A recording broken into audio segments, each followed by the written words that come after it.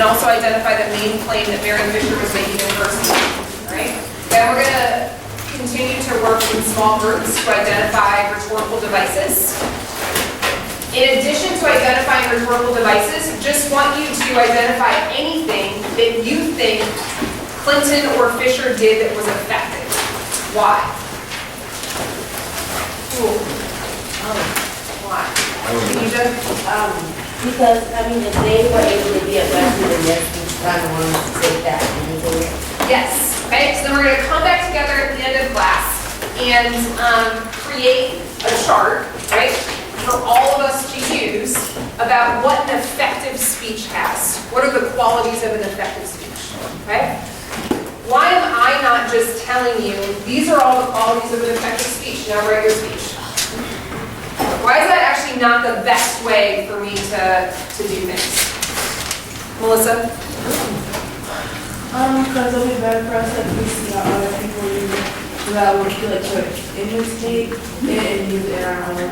Okay, Alay? I think because if you're telling us and we can't really see for ourselves what we think is good, and if we're finding it for ourselves, then we know what's good and bad. Yes. Also, typically if you find something out for yourself, right, you'll remember it more and it'll stick with you more than me just saying, hey, this is what you should do. Okay? All right. So what was Hillary Clinton's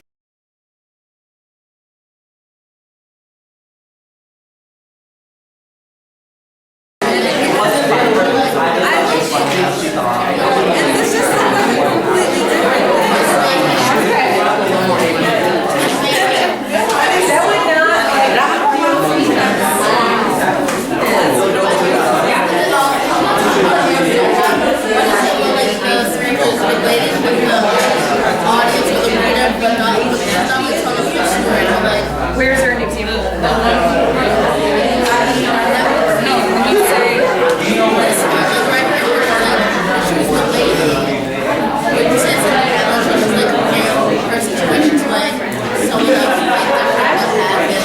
Yeah, you can say it. I don't know if it's exactly that. You can say it's been right?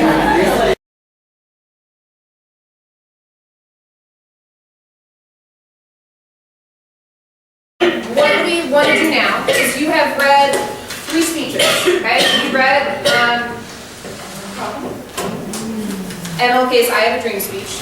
You read Hillary Clinton's speech to the UN, and you read the speech by Mary Fisher to the Republican National Convention, okay? You're thinking about all 3 of those speeches, all right? What we now want to do is identify what are the qualities of an effective speech, okay? So that you guys can have all of those qualities, right? To then work on your own speech, okay? I forgot to transition us back. So go ahead, move back into rows, and then we'll...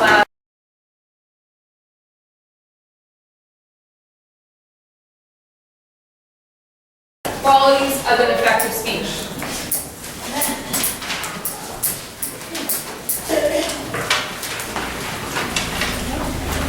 Okay, listen and write them down too. You know, my handwriting is not good. Jayla. I feel like I have like a little bit of anecdote in it, not a lot. Okay. So, anecdotes. Okay? Why are anecdotes effective? Why are anecdotes effective? Melissa. Anecdotes are effective because they appeal to those a lot, so that it's also like incredible and you know, it's like examples like your topic that you're talking about. Okay. So I heard Melissa say it appeals to pathos, but it shows that you're credible. What does it mean to appeal to pathos? Does it mean to... Oh, I meant ethos, sorry. Yes. Okay. All right. And why did you mean ethos, Melissa? What does that mean to appeal to ethos? Credibility. Okay. So it might make a speaker more credible. All right. I thought it was interesting though how Jayla said you don't want to use too many anecdotes. Why? Because Jayla was very precise with what she thought was effective is that you're going to use a little bit of anecdote. Okay? Why? Christina? Isn't it because I feel like you're telling just like a story and not really being in front of class? Yes. Okay? So the whole purpose of the speech, right, is to persuade someone of your claim. Okay, so you can't go off and just be telling a whole bunch of stories. Okay, so anecdotes. What else? What else do we have? Justin? Facts or statistics. Yes, we want to have some facts or some statistics. Okay, why? Ishmael, why do we want to have facts and statistics?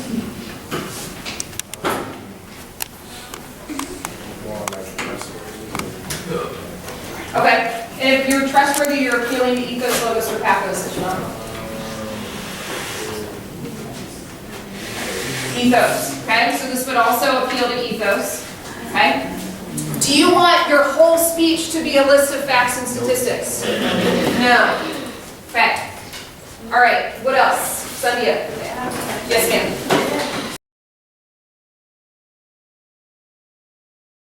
Okay, so you know your audience, all right? So I think that one thing I'm going to add up here is that they thought about who their audience was, okay?